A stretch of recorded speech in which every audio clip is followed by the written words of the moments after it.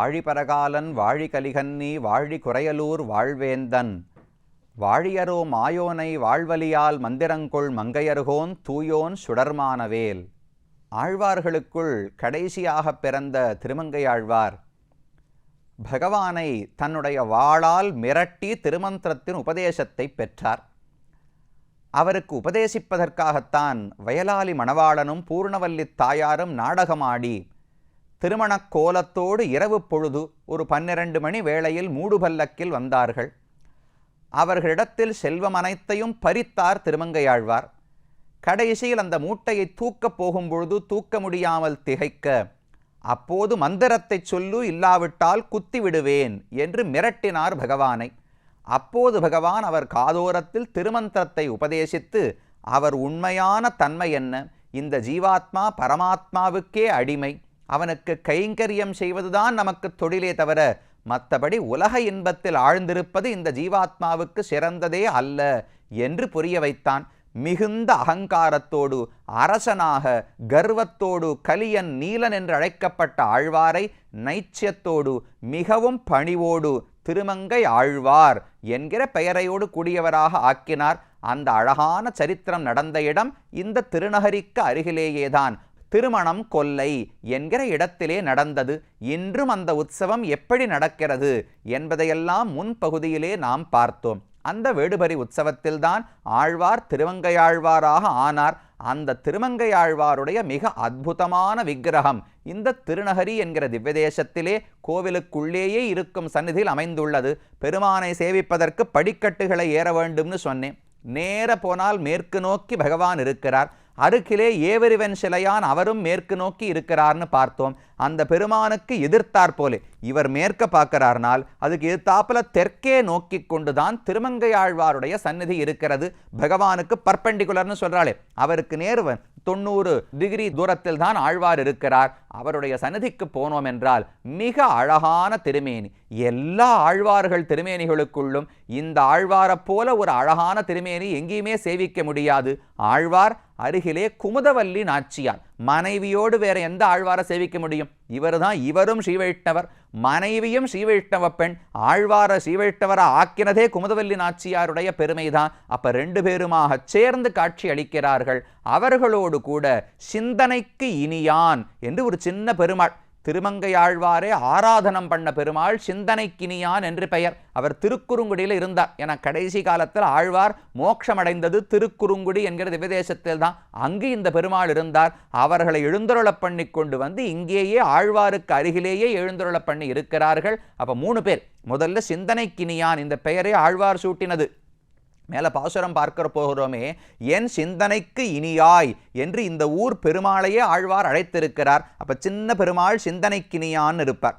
அவரையும் சேவித்துக் கொள்வோம். அதற்கடுத்தது ஆழ்வார் உயர்ந்த ரொம்ப ஒல்லியான திருமேனி, நல்ல உயரமான திருமேனியோடு ஆழ்வார் காட்சி அளிக்கிறார். பார்த்தாலே பணிவு தோன்றும். இவரா திருடு செய்து கொண்டிருந்தார்? இவரா ராஜாவினுடைய அரசாங்க பணத்தை எல்லாம் எடுத்து ததியாராதனத்துக்கு பயன்படுத்தினார்? இந்த முகமான தோணும். அப்படி தன்னுடைய அகங்காரம் அனைத்தும் கழிந்து பணிவு நைச்சியம் இதுவே வடிவெடுத்தவராக ஆழ்வார் இருக்கிறார். மறையுரைத்த மந்திரத்தை மாலுரைக்க அவன் முனே மடி ஒடுக்கி மனமடக்கி வாய்புதைத்து ஒன்னலார். ஒரு ஆச்சாரனிடத்தில் உபதேசம் கேட்கிறோம்னால் முதல்ல பணிவு உடம்புல வரணும் இல்லையோ, மனசுலையும் பணிவு வரணும், உடம்பு வளையணும், வாயை பொத்தி கொண்டு அந்த ஆச்சாரனிடத்தில் கேட்கணும் இல்லையோ. அதை போல பணிவான ஒரு திருக்கோலத்திலே தான் ஆழ்வார் இந்த இடத்திலே காட்சி அளிக்கிறார். அந்த ஆழ்வாரைத்தான் தற்போது சேவித்துக் கொள்ளுகிறோம். ஆபரணங்கள் இருந்தால் ஒரு அழகு, திருமேனி திருமஞ்சன சேவையில தனி அழகு. ஒவ்வொரு அவயவமாக இந்த ஆழ்வாரை வருணித்து சுவாமி மணவாள மாமுனிகள் ஒரு அழகான சூர்ணிகை அதை சாதித்திருக்கிறார். நீங்க அந்த ஆழ்வார் படத்தை சித்திரத்தை பார்த்துட்டே இருங்கோ.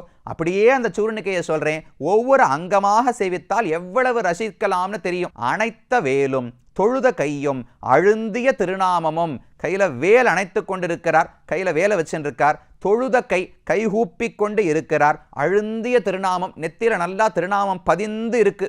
ஏன்னா அப்பதானே பக்தன்கிறது உறுதிப்படுத்தப்படும்.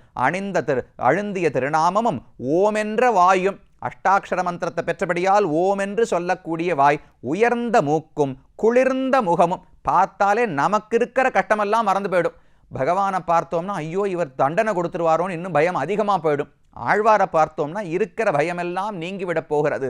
குளிர்ந்த முகமும் பரந்த விழியும் பதிந்த நெற்றியும் நெரித்த புருவமும் சுருண்ட குழலும் வடிந்த காதும் அசைந்த காது காப்பும். காதில் பார்த்தீங்கன்னா சின்ன தாழ்ந்து இருக்கும், பெரிய தோடு போட்டுண்டா காதெல்லாம் தொங்கி போகுமே, அதை போல வடிந்த காதும் அசைந்த காது காப்பு. அதில் கடைசியில் அழகா முத்து எல்லாம் வச்சு ஆபரணம் குண்டலம் சாத்தி கொண்டிருப்பார். அந்த காது காப்பும் தாழ்ந்த செவியும். திருமந்திரத்தை காதில் தானே பகவான் ஓதினார், அதுக்காக செவியை தாழ்த்தி குனிந்து கொண்டு. ஆழ்வார் விக்கிரத்தை பார்த்தாலே நிமிர்ந்து இருக்க மாட்டார். ஒரு பக்கம் கால் பக்கத்தில் ஒரு தடவை மடிஞ்சிருக்கும், உடம்பு மட்டும் இடது பக்கம் நோக்கி மடிந்திருக்கும். அப்படி பவ்யமாக வளைந்த திருக்கோலத்தில் தான் ஆழ்வார் இருப்பார். தாழ்ந்த செவியும் சரிந்த கழுத்தும், கழுத்தை மடித்து அகன்ற மார்பும் திரண்ட தோளும்.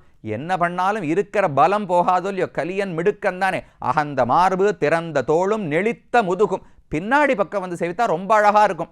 பாம்புக்கு படம் விரித்ததுன்னா எப்படி இருக்கும்? மேலே படம் விரித்து தலை அகல்லமா இருக்கும், உள்ளுக்குள்ள உடம்பு ரொம்ப மெலிசா இருக்குமோ இல்லையோ. பின்னாடி ஆழ்வாரை சேவிச்சுன்னா அதே போல் நிஜமா ஒருத்தர் நிற்கிறாப்புலையே இருக்கும். முதுகுல நடுவில் நமக்கெல்லாம் கோடு வருமே, அந்த கோடோடு கூட அகன்ற தோள், அப்படியே சிறுத்த இடை, அந்த அழகோடு சேவை சாதிக்கிறார். தொங்கலும் தனிமாலையும் தளிருமிளிருமாய் நிற்கிற நிலையும் சாற்றிய திருத்தண்டையும் சதிரான வீரக்கடலும் தஞ்சமான தாளினையும் குந்தியிட்ட கணைக்காலும் குளிர வைத்த திருவடி மலரும் வாய்த்த மணங்கொல்லையும் வயலாலி மணவாளனும் வாடினேன் வாடி என்று வாழ்வித் தருளைய நீலக் கலிகன்னி மறுவலர்தம் உடல் துணிய வாழ்வீசும் பரகாலன் மங்கமன்னனான வடிவே என்று மணவாள மாமனிகள் தெரிவிக்கிறார். வாழ்வீசும் பரகாலன் மங்கை மன்னனான வடிவு. பரகாலன் அப்படின்னா எதிரிகளுக்கு மிருத்யுவை போல பயம் அளிக்கக்கூடியவர் அர்த்தம். வாழ்வீசிக் கொண்டிருந்த பரகாலனானவர் நீலன் கலியன் என்றவர் இப்ப என்ன பவ்யமான நிலையோடு இருக்கிறார்னு ஆச்சரியம் மணவாள மாமனிகளுக்கு. அந்த வடிவத்தை வருணித்து அப்படியே இந்த பாசுரத்தை பாடியிருக்கிறார். அப்படி அழகு. இப்படி அவயவமாக பகவானை பற்றி கூட யாரும் ஆழ்வார்கள் ஆங்காங்கு பாடியிருக்கலாம். அர்ச்சாவதாரத்தில் ஆழ்வார்களுக்குள்ள மிக அழகான வடிவம். ஆச்சாரியர்களுக்குள்ள அழகுன்னு சொல்லணும்னால் ஸ்ரீபெரும்புதூர் ராமானுஜர் தான். அவருக்கு நிகரான ஒரு விக்கிரகம் கிடையாது. அதை போல ஆழ்வார்களுக்குள்ளே திருமங்கை ஆழ்வார் திருநகரியில் சேவிக்கணும், சேவிச்சுட்டே இருக்கலாம். திருமஞ்சம் நடக்கிறதுனா 1 மணி நேரம் 2 மணி நேரம் ஆழ்வாரை சேவிச்சுட்டே இருக்கலாம். அழகான ஒரு ராஜாவல்ய சிற்றரசனாக இருந்தார், கள்ளனாக இருந்தார். அதற்கு தகுந்தபடி குடுமி உடிச்சுட்டு இருப்பார். பின்னாடி குளிர்ந்த ஒரு முதுகோடு, பக்கத்தில் குமுதவல்லி நாச்சியார். இவருக்கு என்னென்ன வருணனையோ அதுக்கு தகுந்த ஒரு மனைவியாக குமுதவல்லி நாச்சியாரும் இருப்பார். 2 பேருடைய சேர்த்தி அழகையும் சேவித்துக் கொள்ளலாம். கண்கொள்ளா காட்சி பார்த்துட்டே இருக்கணும்னு தோணுமோ இல்லையோ. காதும் சொரிமுத்தும் கையும் கதிர்வேலும் தாதுபுனை தாளினையும் தனிச்சிலம்பும் நீதுபுனை தென்னாலி நாடன் திருவழகை போல என் ஆணை ஒப்பார் இல்லையே. நான் ஆணையிட்டு சொல்றேன், பிரதிஜ்ஞை பண்றேன், பிராமிஸ் பண்றேன், இந்த அழகுக்கு நிகராக ஒப்பார் இல்லை. இந்த ஆழ்வாருடைய அழகுக்கு நிகராக வேறொருத்தர் அழகு கிடையாது. வேலணைந்த மார்பும் விலங்கு திருவெட்டெழுத்தை மாலுரைக்க தாழ்ந்த வலைச்செவியும். வேல் அணைந்த மார்பு, அது கீழே பார்த்தோம் இல்லையோ. திருஞான சம்பந்தரோடு வாதம் ஏற்பட்டு அவர் கையில் இருந்த வேலை கொடுத்தார்னு கீழே சீர்காழி சரித்திரத்தை பார்க்கச்சே பார்த்தோம். அந்த வேலை இன்னும் கையில் வச்சுருக்கார். வேல் அணைந்த மார்பும் விலங்கு திரு எட்டெழுத்தை மாலுரைக்க தாழ்ந்த வலைச்செவியும். பெருமான் வலது காதல் உபதேசம் பண்ணுறதுக்காக காதை தாழ்த்தி கொண்டு இருக்கிறார். தாளினை தண்டையும். ஸ்திரமான 2 திருவடிகள். பார்த்தாலே இந்த திருவடிகள் தான் நமக்கு புகழ், இதை தவிர வேறு புகழே கிடையாதுன்னு தெரியும். அப்படி தார்க்கலியன் நன்முகமும் கண்டுகளிக்கும் என் கண். அவருடைய அழகான முகம் பார்த்தாலே நமக்கும் இருக்கிற அகங்காரம் எல்லாம் போய் இப்பேற்பட்ட ஆழ்வாரே பணிவுதான் உண்மை, ஆத்மாவுக்கு சேஷத்துவம் தான் உண்மைன்னு புரிந்து கொண்டால் நாமெல்லாம் என்னமோ பெருமை இருக்குன்னு நினைச்சுட்டு அகங்காரத்தோடு சுத்தின்னு இருக்கோம். இவ்வளவு வலிமை, அவ்வளவு செல்வம், தைரியம் எல்லாம் இருந்த ஆழ்வாரே துறந்து விட்டு பக்தராக ஆனார் என்றால் நாம எம்மாத்திரம் என்று நாமும் புரிந்து கொள்ள வேண்டும். அந்த வடிவத்தோடு இருக்கிறார். இன்னொரு விசேஷம், இந்த விக்கிரகத்தில் ஆழ்வாருடைய திருவடியில பார்த்தோம்னால் ராமானுஷருடைய விக்கிரகம் இருக்கும். குறையல் பிரான் அடிக்கீழ் வில்லாத வன்பனி ராமானுஷன்னு திருவரங்க தமுதனார் பாடுறார். ராமானுஷருக்கு குறையல் பிரான், திருக்குறையலூரில் அவதரித்த திருமங்கை ஆழ்வார் இடத்துல வில்லாத அன்பு, இடைவிடாத அளவற்ற அன்பு அவருக்கு உண்டா. கலியனுடைய பாடல்களை சேவித்தால் பெரிய சிங்கம் யானை நடப்பது சிங்கத்தை போல, அதனால் வலிமிக்க சீயமி ராமானுசன்னு தெரிவிக்கிறார். திருமங்கையாழ்வார் பாசுரங்களை சொல்ல சொல்ல சிங்கத்தை போல வலிமை கிடைக்குமாம் ராமானுசருக்கு. அவர் அந்த திருவடிகளை விட்டு பிரியாமல் அங்கேயே இருக்கிறார். அவரையும் தரிசித்துக் கொள்ளலாம். இது திருமங்கையாழ்வார் இந்த ஊரில் இருக்கக்கூடிய வடிவம். ரொம்ப அழகான திருமேனி. இந்த திருமங்கையாழ்வார் அவதரித்த ஊர் இதோ இந்த திருக்குறையலூர் தான். அங்கிருந்து தான் இங்கு கோவில் கொண்டு சேவை சாதிக்கிறார். இன்னொரு முக்கியமான செய்தி, இந்த ஆழ்வாருக்கு நேர் எதிர்த்தார் போல பார்த்தோம்னால் அந்த இடத்துல நீணிலா முற்றம் என்று ஒரு இடம் இருக்கும். கிழிய சொன்னே பெருமாள் மேற்க பார்த்துட்டு இருக்கார், ஆழ்வார் எதிர்த்தாப்புல தெற்க பார்த்து கொண்டு இருக்கிறாரோ இல்லையோ, அந்த தெற்கோட நேர போனால் கோவில் அந்த சன்னிதி ஒரு இடத்துல முடியுமே. அந்த அர்த்த மண்டபம் முடியும் இடத்தில் ஒரு பெரிய கண்ணாடி ஜாலி வச்ச ஒரு ஜன்னல் இருக்கும். அந்த இடத்துக்குத்தான் நீணிலாமுற்றம் என்று பெயர் சொல்லுகிறார்கள். அது என்ன நீணிலாமுற்றம்னா, ஆழ்வார் ஒரு பாசுரத்திலே பாடுகிறார், நீணிலாமுற்றத்து நின்னிவள் நோக்கினாள் காணுமோ கண்ணபுரமென்னு காட்டினாள் பாணனார் திண்ணமிருக்க இனி இவள் நாணுமோ நன்னு நன்னு நரையூரர்க்கே என்று ஆழ்வாருடைய பாசுரம். திருமங்கை ஆழ்வாருக்கு பெண் பாவனை, பரகால நாயகி என்று பெயர். அந்த பெண்ணு மயக்கமாக கீழே விழுந்திருக்கா, என்ன பண்ணுறதுன்னு தெரியல, எப்போ பார்த்தாலும் பகவானை பற்றியே சிந்தனையில் இருக்கிறாள், வேறு எதையுமே உலக விஷயங்களை நினைப்பதே கிடையாது. என்ன செய்வதென்று தாய்க்கு புரியவில்லை. பெரிய யோசனை எல்லாம் பண்ணி கொஞ்ச நாள் பிரிஞ்சு இருந்தால் இந்த காதல், இந்த இன்ஃபேச்சுவேஷன் சொல்கிறாளோ இல்லையோ, அதை போல ஏதோ இந்த பெண்ணுக்கு ஏற்பட்டிருக்கு போல் இருக்கு. பகவான் இடத்துல ஈர்க்கப்பட்டிருக்கிறாள், கொஞ்சம் பிரித்து வச்சா எல்லாம் சரியா போயிடும்னு தாய்க்கு எண்ணம். என்ன பண்ணாலாம், நேரம் 2வது மாடி 3வது மாடியில் போய் ஒரு அறையில் வச்சு பூட்டி வச்சுட்டா பெண்ணை. இனிமே பகவானை பார்க்க முடியாது, அவனிடத்துல பேச முடியாது, காதல் பட்டு போய்விடும், நம் பெண் திரும்ப நமக்கு கிடைத்து விடுவாள்னு தாயாருக்கு எண்ணம். ஒரு நாள் ஆச்சு, 4 நாள் ஆச்சு. ஒரு நாள் மாடிக்கு போய் பார்த்தா உடனே தாயாரே வாரும் வாரும் இதோ பாரும் திருக்கண்ணபுரம் தெரியறதுன்னாலாம். இது திருநகரி எங்க இருக்கு, திருக்கண்ணபுரம் தெற்கே எங்க, எவ்வளவு தூரம் இருக்கும்? நீணிலாமுற்றத்து நின்று இவள் நோக்கினாள். இந்த நீணிலாமுற்றம்ங்கிற இந்த ஜன்னலுக்கு பக்கத்துல வந்து முத்தத்தில் நின்று கொண்டு ஆழ்வார் எட்டி பார்த்தாராம். திருமங்கை ஆழ்வாருக்கு மனசு முழுக்க திருக்கண்ணபுரம் சௌரி பெருமாள் தான். அந்த பெருமானுக்காகவே வாழ்ந்தவர்.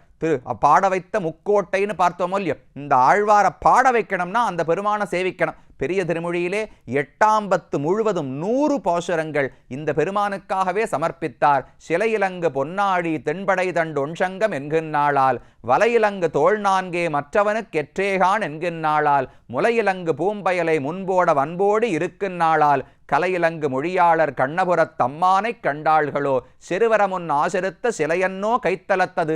என்ன அழகு, என்ன தோள், என்ன வில்லு, என்ன வாள், என்ன சங்கம், என்ன முகம், ஒவ்வொரு அங்கமா என் பெண்ணு சொல்லிண்டே இருக்கா. கண்ணபுரத் தம்மானை கண்டாள்களோ, வேற யாரை சேவிச்சா தெரியல, திருக்கண்ணபுரம் பெருமானுக்காகவே ஆட்பட்டாள் என்று அங்க பாசுரம். அப்ப எங்க இருந்தாலும் அந்த பெருமானை ஆழ்வாரால மறக்கவே முடியவில்லை.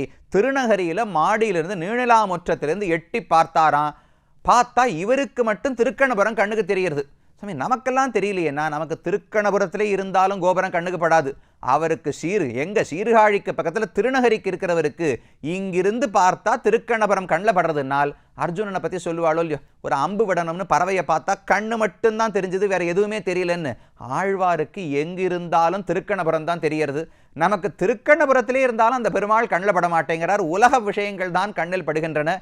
நமக்கு தௌர்பாகியம், அவர் பண்ண பாக்கியம். நீணிலாமுற்றற்று நின்றிவள் நோக்கினாள். சரி, இவ பார்த்தது மட்டும் போராது, தாயார் தானே அடைச்சி வச்சிருக்கா, அவளுக்கு இது பிடிக்கலன்னு தெரியுமோ இல்லையோ. ஆழ்வார் உடனே காணுமோ கண்ணபுரம் என்று காட்டினாள். தாயாரையும் கூப்பிட்டு வாரும் வாரும் இங்கேருந்து எட்டி பாருங்கோ திருக்கண்ணபுரம் தெரியறதுன்னாலாம். இந்த பெண்ணுக்கு வெட்கமும் இல்லை, பயமும் இல்லை, அனைத்தையும் இழந்து விட்டாள். கண்ணபுரத்தடியானுக்கு அடியேன், அந்த பெருமானுக்கு ஆட்பட்டு விட்டாள். என்ன செய்வதென்று தெரிய பாணனார் திண்ணமிருக்க இனிவள் நாணுமோ. இனிமே இந்த பெண் வெட்கப்படுவாள்னு தோன்றவில்லை. நன்று நன்று நரையூரர்க்கே, நரையூர் எம்பெருமான் திருக்கண்ணபுரத் எம்பெருமானே இவளை கை கொண்டு விட்டான். இனி என் பெண்ணுன்னு எப்படி சொல்லுவது? பகவானுக்கு ஆட்பட்ட பக்தை என்றுதான் கொள்ள வேண்டும்னு ஆழ்வாருடைய பாசுரம். அதெல்லாம் சொன்ன நீணிலாமுற்றத்தையும் இங்கு சேவித்துக் கொள்ள வேண்டும். ஆழ்வாருக்கு ஒரு தனிச்சிறப்பு. இவருக்கு தனியா துவஜஸ்தம்பம் உண்டு. 3 இடத்துல மட்டும்தான். ஆழ்வார் திருநெறி நம்மாழ்வார், இந்த ஊர்ல திருமங்கை ஆழ்வார், ஸ்ரீவில்லிபுத்தூர் பெரியாழ்வார், 3 பேருக்கு மட்டும்தான் தனி துவஜஸ்தம்பம் வச்சு தனி உற்சவம் கொண்டருளுகிறார்கள். அந்த பெருமையும் இந்த ஊர்ல தெற்கு பக்கத்துல மேற்கு நேர பெருமான் பார்க்குற இடத்துல இவருக்கு துவஜஸ்தம்பம். அவர் தெற்கு பார்த்தார்னா அங்கு ஒரு துவஜஸ்தம்பம் வைத்து ஆழ்வாருக்கும் பிராதானியம் கொடுக்கப்படுகிறது.